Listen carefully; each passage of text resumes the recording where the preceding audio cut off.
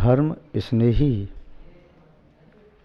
सत श्रद्धालु यहाँ पर उपस्थित आप सभी भव्य वर पुंडरीक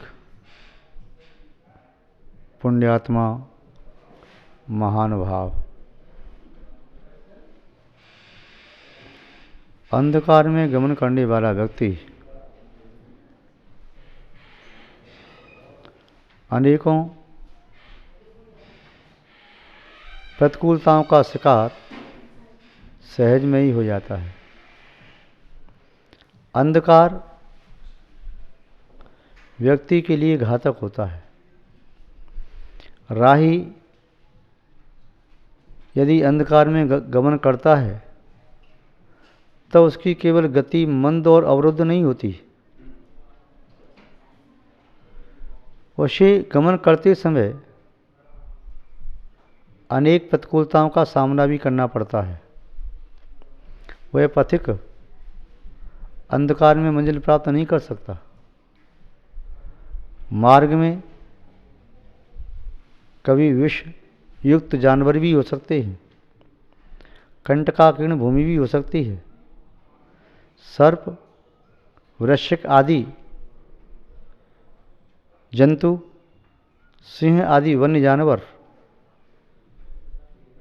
उसके लिए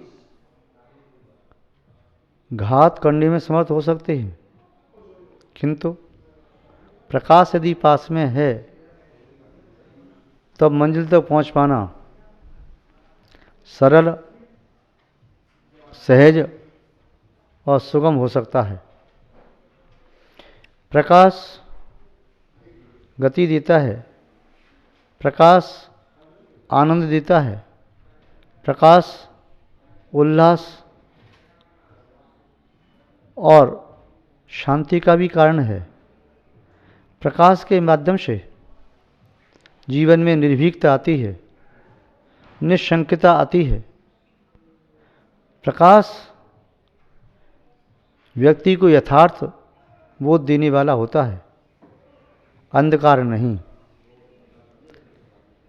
ज्ञान चैतन्य प्रकाश है। दीपक आदि से उत्पन्न हुआ प्रकाश वह पौद्गलिक प्रकाश है। चेतना के लिए यह प्रकाश उतना कार्यकारी नहीं होता। शरीर गमन के लिए यह प्रकाश उपयोगी है, आवश्यक है, किंतु चेतना की अनुभूति प्राप्त करने के लिए दीपक का प्रकाश, सूर्य चंद्र या विद्युत उपकरणों का प्रकाश समर्थ नहीं है, सार्थक नहीं है। चेतना के लिए आवश्यक है चैतन्य में प्रकाश। पौद्गलिक वस्तुओं के लिए पौद्गलिक प्रकाश, चेतना के लिए चैतन्य में प्रकाश। चेतना का प्रकाश है तत्वबोध, सम्यक ज्ञान, आत्मज्ञान, तत्व ज्ञान, परम ज्योति इत्यादि नामों के द्वारा चैतन्य प्रकाश को ग्रहण किया जाता है। वह चैतन्य प्रकाश न केवल चैतन्य को सदगति, तीव्र गति, सम्यक गति देता है, अपितु मंजिल तक पहुंचाने में भी समर्थ होता है। ज्ञान ही वह शक्ति है जिसके माध्यम से चेतना अपनी स्वाभाविक और शाश्वत वैभव को प्राप्त करने में समर्थ होती है। ज्ञान के बिना जीवन में जो कुछ भी उपलब्ध होता है उसका मूल्यांकन शून्य से ज़्यादा नहीं किया जा सकता। जिस प्रकार अनेक शून्य मिलकर के किसी भी संख्या का निर्माण नहीं कर सकते, अनेक शून्यों का मूल्य शून्य होता है। अनंत शून्य गुणित रूप में भी हों तब भी वे गुणित रूप में शून्य से ज़्यादा अपना मूल्य नहीं बढ़ा सकते।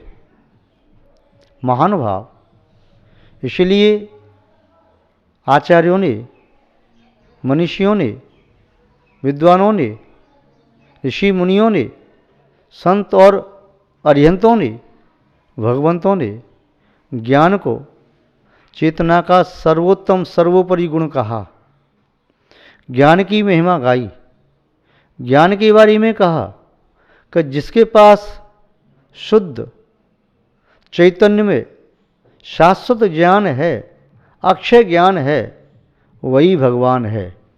भग शब्द का अर्थ ऐश्वर्य आदि के लिए भी प्रयोग किया जाता है, भग शब्द का अर्थ ज्ञान भी होता है। जो ज्ञानवान है वह भगवान है। ज्ञान से रहित किसी भी भगवान की कल्पना नहीं की जा सकती। इसलिए ज्ञान को एक औषधि के रूप में स्वीकार किया है। ज्ञान जीवन की सभी बुराइयों को प्रकट करता है, दिखाता है, दर्शाता है। ज्ञान व्यक्ति को ये बताता है कि आप कहाँ पर खड़े हैं, कहाँ से आ रहे हैं, कहाँ जाना है। ज्ञान के बिना ये सब जानना अशक्य है।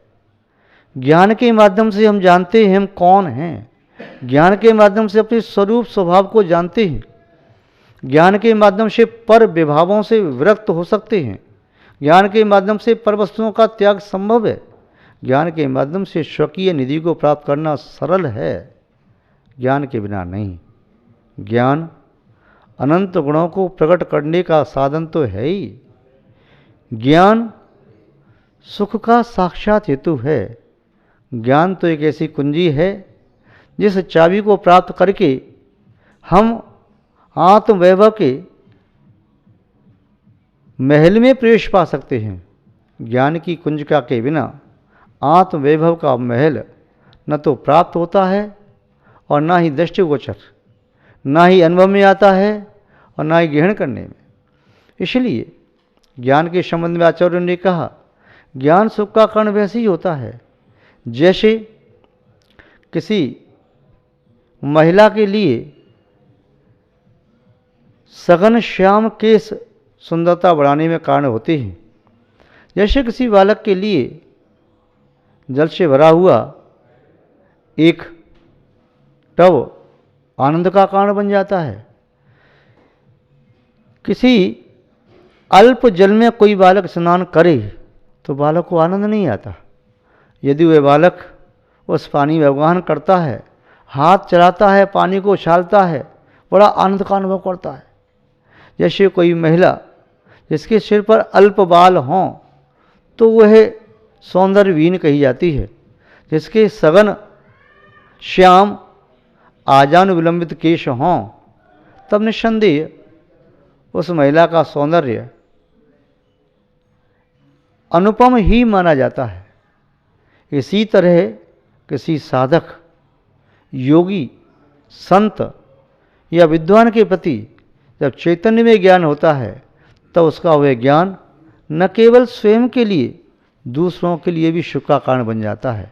महानुभाव, ज्ञान एक औषधि है जिस औषधि के सेवन करने से विषय विकारों का रोग दूर हो जाता है। पीयूष है विषय शोक विरेचना है, पीति सुशीघ्र मृत्यु चिरवेदना है। यह जिनवाणी, यह जिन वचन अमृत के समान है। इसका जो पान करता है चिरकाल की वेदना दूर होती है। पूज्य आचार्य कुंदकुंद स्वामी जी ने भी लिखा, जिन वर्णम मोस मिड़म, जिन वर्णम मोस ही मिड़म, इड़म औषधिम जिन वर्णम। ये जिन वचन, जिन औषधि है जो विषय सुख का विरेचन करती है, जो जन्म जरा मृत्यु का विनाश करने में समर्थ होती है। यह जिन वचन, यह ज्ञान अंदर के क्रोध को शांत करता है। ज्ञान की शीतल जल से क्रोध की अग्नि शांत हो जाती है। ज्ञान के सुदृढ़ हथौड़े से मान का पर्वत चूर चूर हो जाता है।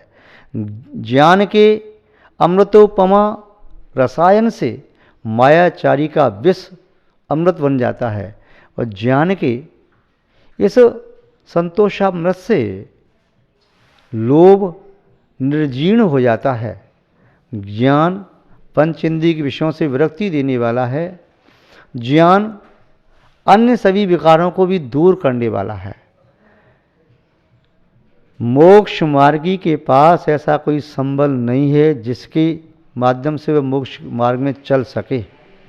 उसके पास दो सुदृढ़ यदि आधार हैं तो उसमें पहला आधार है सम्यक ज्ञान, दूसरा है वैराग्य। जैसे पक्षी को उड़ने के लिए दो पंख होते हैं, वैसे ही मोक्ष मार्गी के लिए ज्ञान और वैराग्य होता है। जैसे संसार गमन करने के लिए राग और द्वेष होते हैं, वैसे ही आत्म तत्व को प्राप्त करने के लिए ज्ञान और अनुभव होता है। महानुभाव, ये ज्ञान आत्मा के वैभव को प्रकट करने वाला है और पुद्गल के वैभव को दूर करने वाला है। पुद्गल के वैभव को पुद्गल में देने वाला है। जो हमारी और आपकी किसी की अनादिकाल से बुद्धि भ्रम बुद्धि रही, पुद्गल के वैभव को अपना मान करके हम जीते चले गए, किंतु आज सम्यक ज्ञान को प्राप्त करके ये भान हो गया कि पुद्गल का वैभव कभी हमारा न था, न आज है, न कभी हो सकेगा।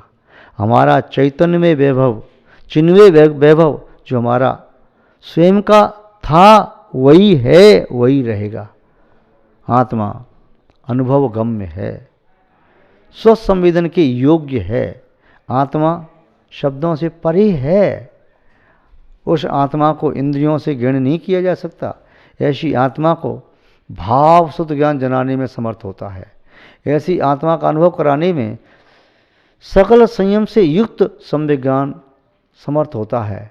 इसलिए कहा ज्ञान दर्प को नष्ट करने वाला है, ज्ञान मद और मदन को हरने वाला है। जिसके पास सम्यक ज्ञान है वह औद्धत्यपने से, अहंकार से, अनौचित्य वृत्ति से वह विरक्त हो जाता है या हीन हो जाता है और वह औचित्य एवं स्वकीय संपत्ति को प्राप्त करने का मार्ग प्राप्त करने में समर्थ होता है। आचार्य महोदय यहाँ कहते हैं ज्ञान मद दर्प हरम।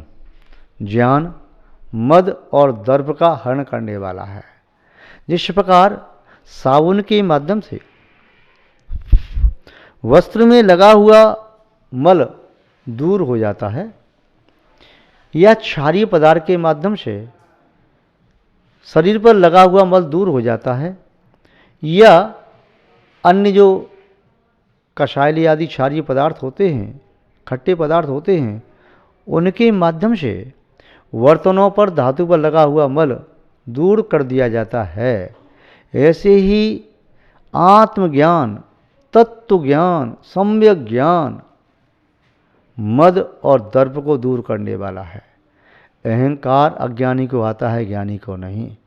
इंद्रभूति गौतम जब तक मिथ्या ज्ञान से सहित थे तब तक अहंकार से चूर थे, और जैसे ही वर्तमान जिन शासन नायक श्री वर्धमान महावीर स्वामी के संरक्षण में पहुंच गए, उन्हें सम्यक ज्ञान हुआ, आत्मज्ञान हुआ।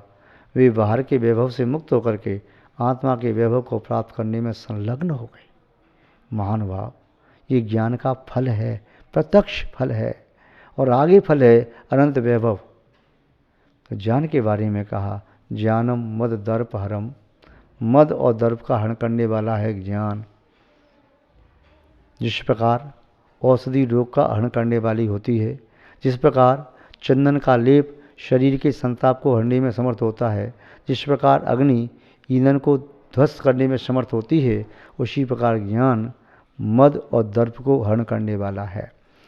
यदि हमारा मद, मदन और दर्प घट नहीं रहे स्वाध्याय करते करते भी, तो समझ लेना तुम ज्ञान नहीं, ज्ञान के नाम पर अज्ञान का अर्जन कर रहे हो।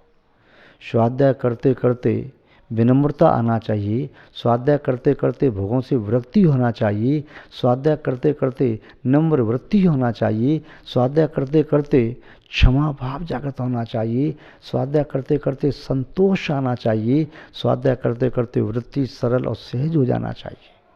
यदि स्वाध्याय करते करते सब कुछ नहीं हो रहा है, विषयों से विरक्ति नहीं हो रही है, तो समझो स्वाध्याय नहीं चल रहा, स्वाध्याय के नाम पर कुछ और चल रहा है। इसके लिए आचार्यों ने कहा कि ज्ञानम मद दर्प हरम माद्यति यश तेन तस्य को वैद्य। यदि वे ज्ञान मद और दर्प का हरण न करके मद पैदा करने वाला हो, काम वासना को जागृत करने वाला हो, वह क्रोध आदि कषाय का उद्वेग दिलाने वाला हो, वह ज्ञान व्यक्ति को अंधा करने वाला हो, तो अब उसके लिए कौन वैद्य हो सकता है। जब औषधि ही रोग को बढ़ाने लगे तो ऐसा कौन विवेकी होगा जो रोग को बढ़ाने वाली औषधि का सेवन करे। एक बार सेवन करके, 2 बार सेवन करके देख लेता है कि रोग इससे शमन नहीं हो रहा, तब औषधि को परिवर्तित कर देता है या उसको सेवन करना छोड़ देता है। ऐसे ही जिस व्यक्ति के लिए ज्ञान मद का कारण है, विषयों में आसक्ति का कारण है, दर्प का कारण है, या शब्दों का ज्ञान प्राप्त करके कोई किसी का तिरस्कार करता है, असंयम में गाढ़ श्रद्धा हो जाती है, या पाप कमा रहा है, पुण्य कार्य करना छोड़ दिया, स्वाध्याय करते करते पूजा पाठ करना छोड़ दिया, सामयिक करना छोड़ दिया, साधु सेवा करना छोड़ दिया, भक्ति पूजा सामयिक आदि छोड़ दी, उसका वह स्वाध्याय किस काम का। जिस स्वाध्याय से यदि पाप नहीं छूटे, जिस स्वाध्याय से यदि मन विषयों से विरक्त नहीं हुआ, स्वाध्याय किस काम का। यदि सावन वस्त्र को शुद्ध न करे, मल को दूर न करे, तो सावन किस काम का। यदि चंदन का लेप देह ताप को दूर न करे, तो चंदन का लेप किस काम का। यदि देव आदि के कण से झरने वाला अमृत जहर बन जाए, तब देव जी न सकेंगे। ऐसे ही यदि जो हेतु जीवन का कारण है, जो हेतु सुख का कारण है, जो हेतु आनंद का कारण है, वही यदि दुख का कारण बन जाए, वही यदि भव वर्धक बन जाए, वही यदि आत्मा के स्वरूप से भटकाने वाला बन जाए, तब कौन ऐसा विवेकी होगा जो शब्द ज्ञान का संग्रह करेगा। शब्द ज्ञान का संग्रह आत्मज्ञान को प्राप्त करने के लिए किया जाता है। जैसे भोजन क्षुधा शांत करने के लिए ग्रहण किया जाता है, भोजन करके ही यदि क्षुधा तीव्र हो जाए, तो उस भोजन सेवन का क्या अर्थ। महानुभाव, बस आपसे इतना ही कहना चाहते हैं, आप जीवन में जो भी स्वाध्याय करें, उसे ग्रहण भी करें, उसे अपने सुख का साधन बनाएं, संयम का साधन बनाएं, तभी वह स्वाध्याय आदि करना सार्थक हो सकेगा। आपके प्रति मंगल भावना भाते हुए हम अपनी शब्द श्रृंखला को यहाँ पर विराम देते हैं।